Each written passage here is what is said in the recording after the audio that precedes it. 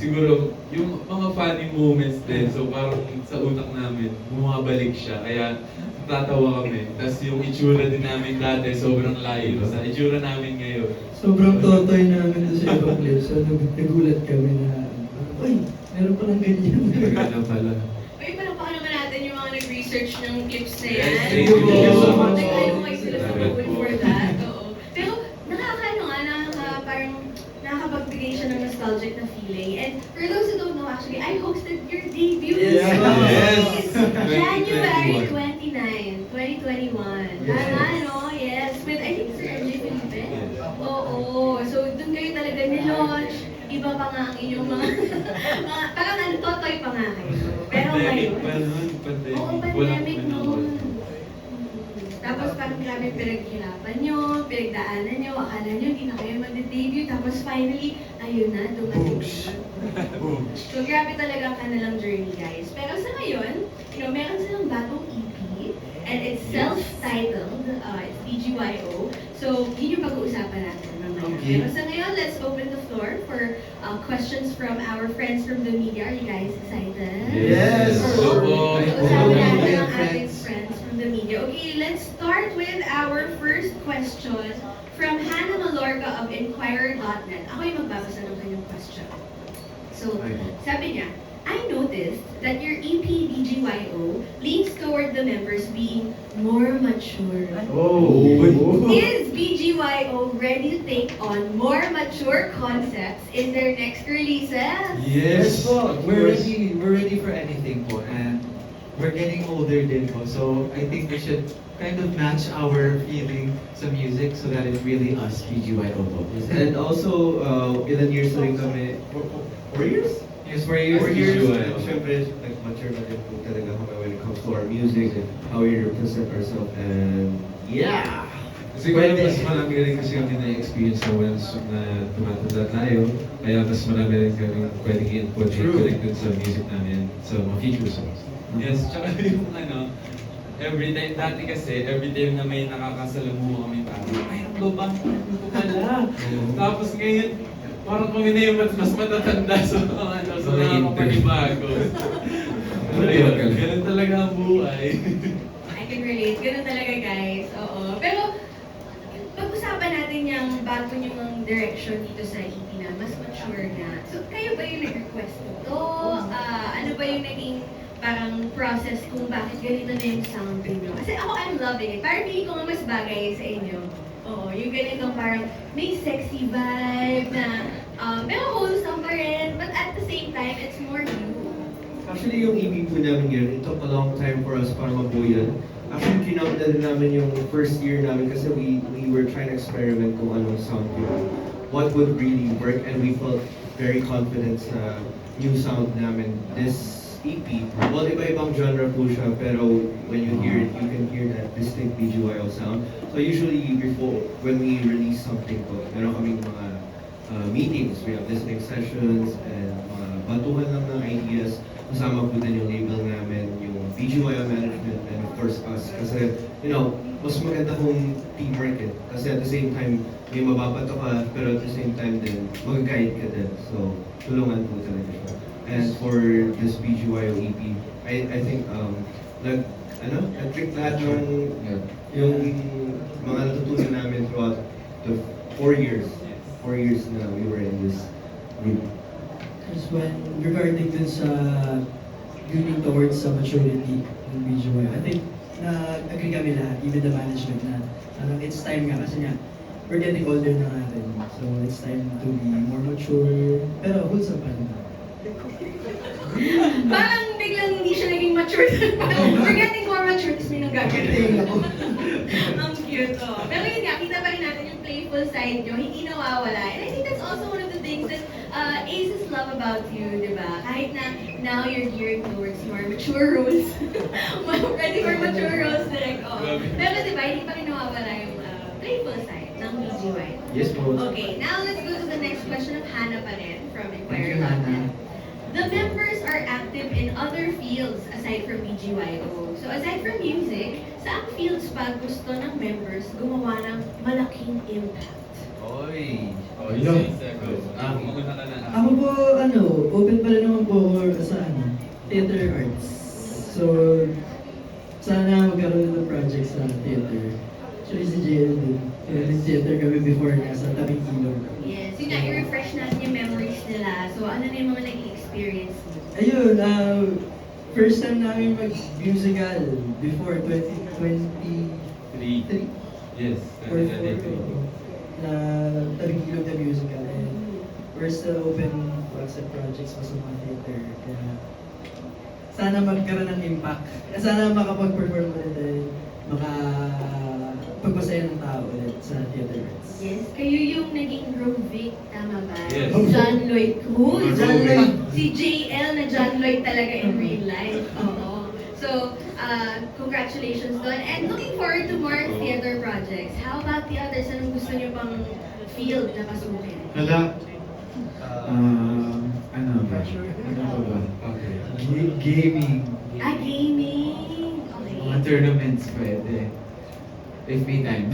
Ano yung mga nilalaro mo ni? Counter-Strike, Valorant, ganun po. Mga first-person games po. Mga competitive games po. First person shooting Yes po. games. Okay. So why not? May mga Why ganun not po? na. Or cars, racing. Pwede. Maybe in the future. Sana. Pwede. How about you, Mickey? Ako po kasi music po talaga yung ano ko eh. Ang hirap po eh. Siguro acting kasi ako naman po talaga nagturo sa kanya kung paano mag-acting. So why not Coach Mickey pala. Actually, pagkapangalan ko pa lang tinuturuan niya ako. So, pwede naman acting pero music po talaga focus ko po.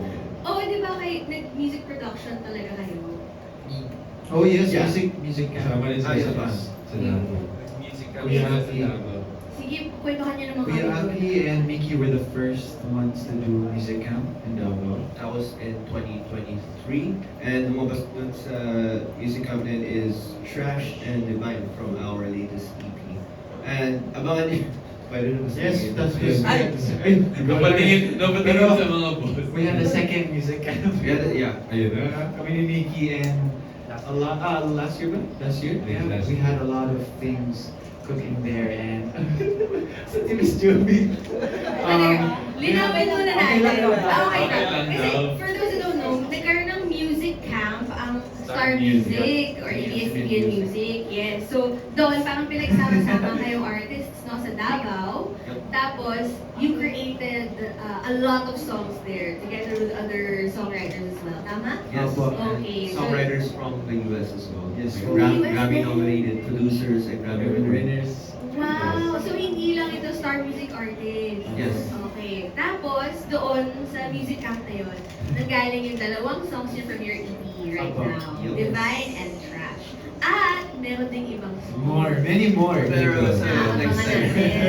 Yes. Okay, abangan natin yan. Okay. So, Jello, ikaw na lang. Well, aside from music, syempre acting, hindi ko na-announce naman na ganabang movie na tawag dyan ay For Bad Boys and Me. Marami na po lumabas. And I think acting kasi dream ko na siya since I was young. Tapos, I'm willing to explore pa and to learn more and improve more sa field.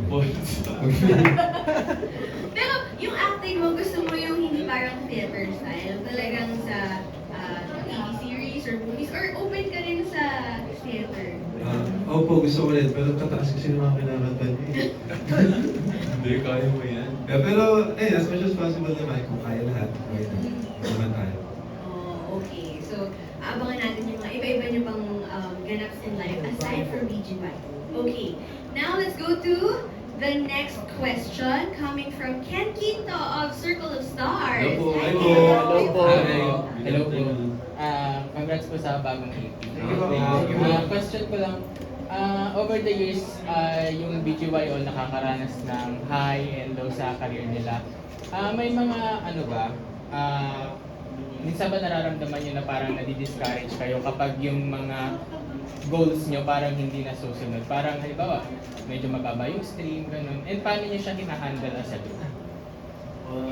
Tao naman po kami lahat, so may mga times po talaga na we feel that way.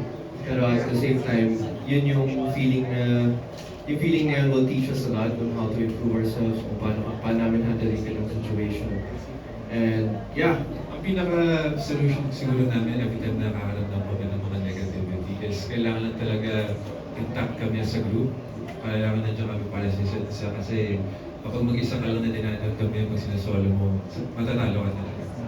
Tsaka yun yung, parang mas makakapag-motivate sa amin pag merong mga challenges na ganyan. Kasi pag yung puro maganda lang yung nangyayari, syempre di ba, minsan hindi mo na nakikita yung so parang mas okay pa rin yung may thrill. Wow. Pero good thing din po kasi through experience po, dun sa 4 years na naging BGYO kami, nagkaroon kami ng mga ideas on how to improve nga. So nagkaroon kami ng mga batuhan ng ideas on how to improve our song mix or how to promote our songs, you know. Yan. Yes po. And personally, kayo as a group, tingin nyo ba na-achieve nyo na yung success? And paano nyo success? And paano nyo ma-identify yung success? Sumakses na siya. Oo, success. Hindi, siguro for our younger selves, na-achieve na namin kasi ito yung pangarap namin talaga, kaming 5. Pero sa BGYO ngayon, we feel like hindi pa siguro dahil marami pa kaming kailangan ma-achieve as a group. Marami pa kaming kailangan gawin, kailangan patuloy. Yeah, kung hindi ba namin na-achieve man ngayon yun, pero mafe-feel pa rin namin na we're still winning ngayon kahit hindi pa kami success sa term na. Sumakses siya. Pero kung meron ba kayong parang sana winish nyo na sana ginawa namin to noon, yung gano'n? I think lahat naman ng tao may ganong feeling, pero at the end of the day, di natin malaman kung Kailan? Yung mga Yes. tamang oras. So, lang, patuloy lang talaga kung ano yung sunod lang sa flow talaga. Nangyayari. Thank you so much. Thank you, Ken Quito of Circle of Stars. Yes. But may I just say something? Alam nyo, ngayon kasi yung basehan natin ng success, or lalo na yung mga fans ang basehan nila, streaming, or yung kung gaano ka-popular yung song. Pero alam niyo sa music industry, sa tagal ko na rin na nag-work dito, natutuhan ko from like the veterans in the industry na how do you say na a song is successful or not? Or ano ba yung best song ng isang artist o hindi? Natutuhan ko to kay Raymond Marasigan of The Eraserheads. Kasi I was talking to him about what the best song is. Sabi niya, walang makakapagsabi ko anong best song. Parang basta ginawa mo yung best mo for that song. Kung gusto mo yung kantang yan, maganda yan. Hindi mo kailangang basahan yung iba-ibang mga metrics in the world. Yes. Tsaka as long as you know you're happy, gusto niyo yung nirelease nyo. Yes. By the way, ang ganda talaga ng EP nila ha. As in, nagulat ako dun sa bago niyong sound. Oo. listen to it, guys.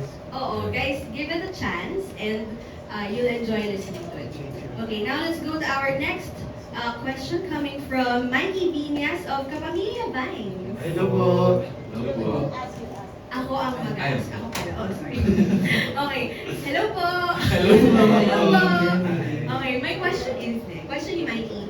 Any Holy Week plans? O malapit na. Ano mga plans Lapit mo? na. Birthday ni Jen. Birthday ko yun. April 18 po. Celebrate birthday. Yeah, I think I'm gonna celebrate my birthday tapos yung usual as it's Holy Week kasama ko family. And hopefully makaka-catch up ako sa mga friends ko na hindi ko pa nakita for years. Ako naman po siguro for Holy Week, uuwi po ako ng bahay namin. Taga saan ka ba? Sa likod lang po na SMR. Alam mo, probinsya. Okay, Pero, tagatan lang pala. makapapakita po ako sa family.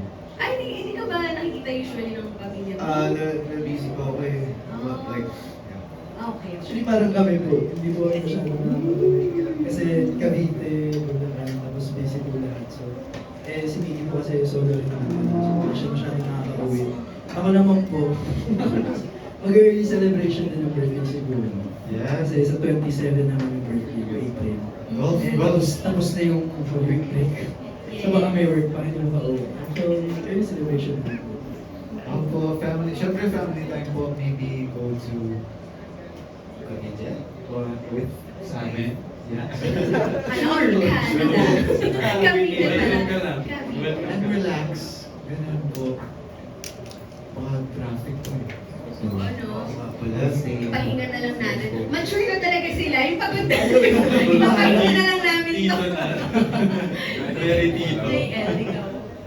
Kami nagpa-plan kami ng family ko mag-out of the country. Oh, Kasi yun yung hindi pa namin nagagawa together. So, sana mangyari siya. Or this year sana. And if hindi man, makalabas kami ng Cavite or somewhere sa Philippines. Yeah. Thank you. Ito naman ang kanyang second question.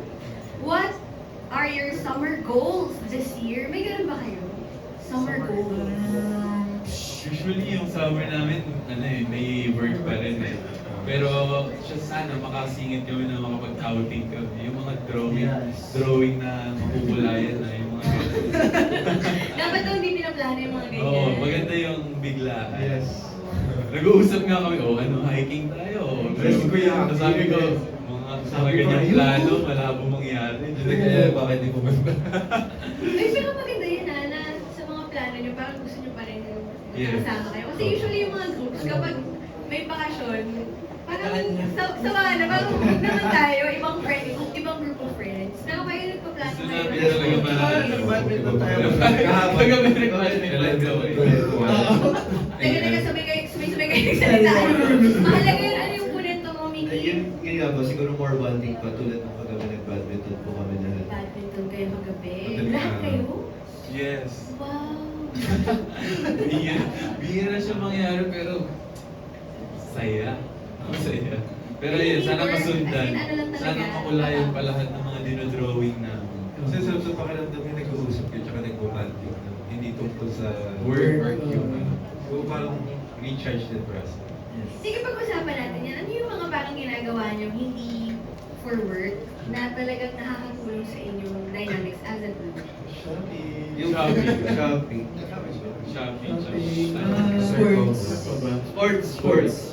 Like, aside from Basketball, badminton. volleyball. Badminton. Gaming. Gaming. Sports. Eat out. Eating. Siguro yun lang. Yun lang. Kasi, Next time po may hiking na talaga. Sana. Sino ba yung mahilig mag-hike? Si Kuya Aki. Pero hindi ko pinupush ko. Sabi ko, willing na ako mag-drive, mag-buyat para makapunta kami sa bundok. Wala kang sinabing ganyan. Pag sinabi ko, sabi ko, basta pagdasal niyo ako, okay lang. Tapos, kayo, ayaw nyo mag-hike? Wala na po mga Gusto naman, oras lang po talaga. for Kuya Aki. Pero ako, Actually, gusto mo, may after na to game na eh. Nagkakamulan na. Bumakag-game ka, pala mo talaga. Oh, by the way, ngayon, magbabasa lang tayo ng isang comment from Facebook. Sabi ni Ishida Che. Best boys, more mature concepts. Uy, yan. Oh. Sige, ano ba gusto mo? I think habang nag-hike kayo topless. parang ayaw, parang maraming lamok. Huwag naman. Di ba wala kayong tan lines? Yun lang naman yung concern ko. Baka wala kayong tan lines, di ba? Pantay na pantay. Pantay ang kulay. Yes. Thank you po sa mga Thank you po. comment. Thank you. Your comments, guys.